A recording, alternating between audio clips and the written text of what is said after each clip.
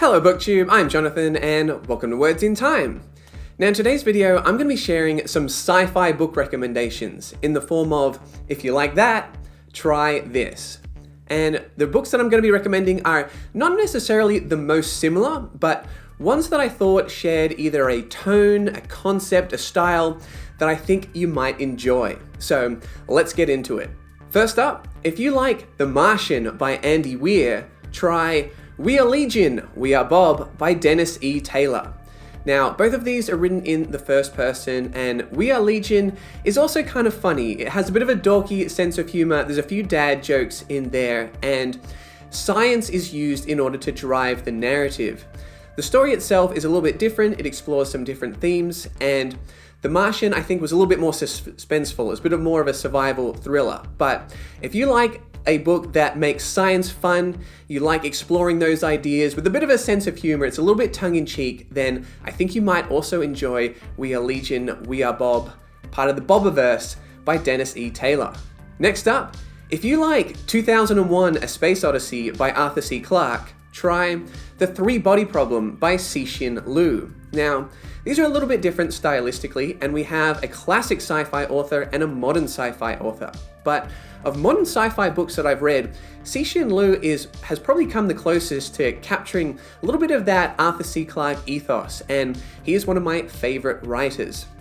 Both of these books are very science-focused. If you're looking for a hard sci-fi book with some pretty mind-blowing concepts, I really highly recommend checking out The Three-Body Problem. This is one that I've thought about a lot since I finished reading it, and I really enjoyed the way that it takes a different perspective on things. Humans are very kind of focused on themselves, look at things on a very micro level, and this really blew things out to a kind of a universal existential question that's been rattling around in my brain ever since. And I think that's something that Arthur C. Clarke does really well in a number of his books. So if you enjoy that, you should definitely check out The Three-Body Problem. Next, if you like Recursion by Blake Crouch, try Replay by Ken Grimwood. Now, both of these are time travel stories, and that is one of my favorite sci-fi tropes. Replay, the pacing is not quite as fast as Recursion. Not many people can keep up with Blake Crouch, and the style of time travel is a little bit different, but I think it also explores time travel in an interesting way. It has a unique take on it, and I think the way it explores how it would affect characters and people, I think it's a really personal story. So I like that it has some fairly high sci-fi concepts, but it's very relatable, it's personal, and I really connected to what was going on. It's not quite as heavy on the sci-fi as Recursion, but if you like focusing on the outcomes, maybe putting yourself in that position, thinking what exactly you would do, then I think you might enjoy Replay as well. Moving on, if you like Foundation by Isaac Asimov, try A Memory Called Empire by Arkady Martine. Now, this is another classic modern sci-fi combo, and in A Memory Called Empire, I think we have a few elements of Foundation, like the sprawling empire that goes across galaxies, and it's very much focused on politics. We have people fighting for power, there's negotiations, there's underhandedness, tactics, strategy. I think a lot of that really came through in A Memory Called Empire. Now, it is a much more modern story though. It's a little bit more character focused, and I think some of the themes that it explores definitely feel more modern. So if you like those aspects of Foundation but want a little bit more of a modern writing style, then I think A Memory Called Empire could definitely be a good modern sci-fi book for you to check out.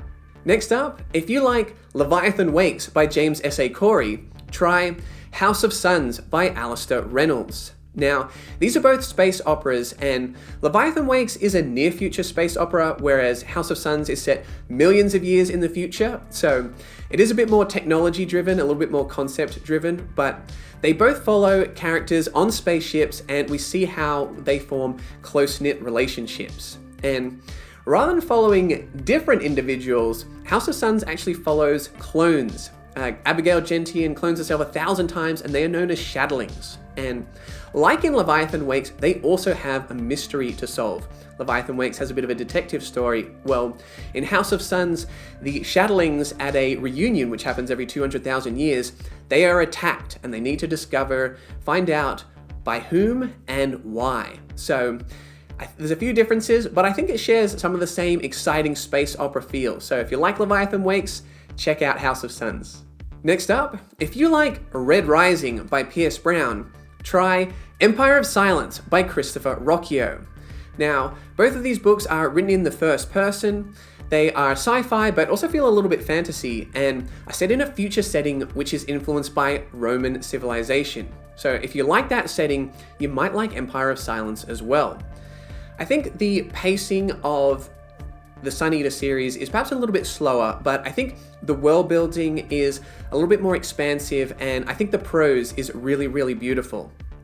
I think there's good action in both of these books, and if you like kind of that power struggle, those kind of dynamics, but kind of with an even bigger scope, the concepts kind of get even more out there, then I think you could also be a fan of Empire of Silence and the Sun Eater series.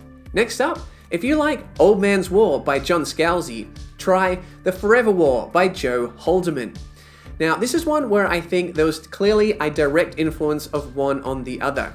The Forever War was written in the 70s by Joe Haldeman, who fought in the Vietnam War, and this military sci-fi adventure is kind of based on his experiences and the harsh realities of war. So tonally, the books are a little bit different. Old Man's War has senior citizens fighting in this space war, and the tone is a little bit funny, it's a bit sarcastic, whereas The Forever War is a bit more serious. It's a bit more of a heavy read. But if you like military sci-fi and you like some of the concepts that Old Man's War also explores, such as time dilation, then I think you're going to really like The Forever War. John Scalzi's humor is a little bit hit or miss, so if you like the concepts but we're looking for a bit more of a serious tone, then The Forever War is definitely a military sci-fi that you should check out. Moving on to our final three. If you like Childhood's End by Arthur C. Clarke, try Spin by Robert Charles Wilson. So Spin, for me, I like to describe as sense of wonder sci-fi. It starts out with a simple premise of, what if one day all the stars disappeared? And I really love the simplicity of that premise, the mystery. It captures my attention, captures my imagination. And I think that's something that classic sci-fi did really well, particularly Arthur C. Clarke. In Childhood's End, we have aliens come to Earth. Why are they here? What do they want? Why are they just hovering above these major cities in these spaceships? It's very ominous. I'm curious to find out more about these overlords. So in Spin, we have some somewhat hard sci-fi, but I wouldn't say it ever gets bogged down in the science. It's actually rather character-focused and concept-driven, which I think kind of captures the ethos again of Arthur C. Clarke, one of my favorite authors, but with a bit more modern characters and pacing. So if you like the idea and want to find out the answer to that mystery, I highly recommend Spin.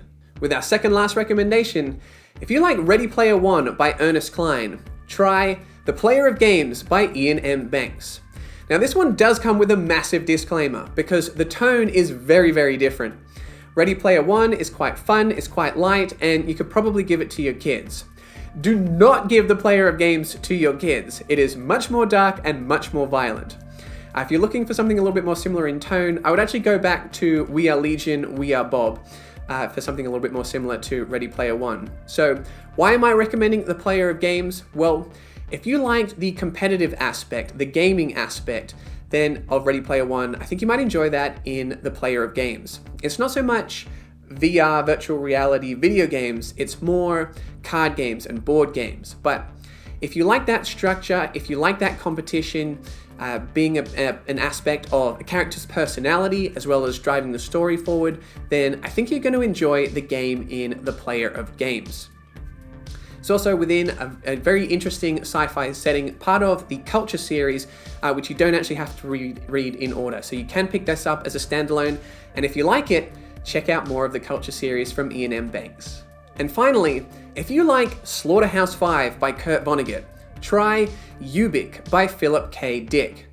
Now, Vonnegut is one of my favorite writers, and I'm not sure I've ever found another author that I would really compare him to, but I read Ubik recently and it kind of blew my mind. So I want to describe some of the similarities, some of the aspects that might cross over, because both of these books explore some fairly heavy themes.